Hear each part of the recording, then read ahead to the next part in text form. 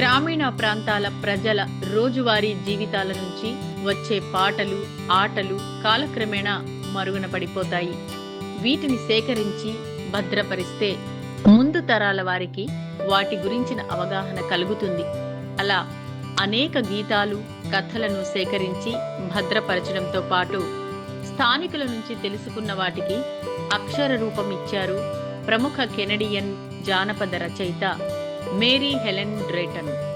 దశాబ్దాల పాటు కృషి చేసి దాదాపు 4000 జానపద గీతాలను, కథలను సేకరించారు.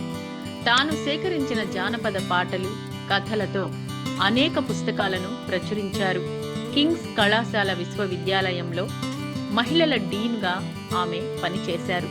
పాటలను సేకరించేందుకు హెలెన్ ఫెలోషిప్లు అందుకున్నారు. ఆమె కెనడియన్ మ్యూజియం ఆఫ్ సివిలైజేషన్ కోసం అనేక పాటలను రికార్డింగ్ చేశారు. ఆమె నివసించిన ఎవర్ గ్రీన్ హౌస్ ఆమె మరణానంతరం హెరిటేజ్ మ్యూజియంగా మార్చారు.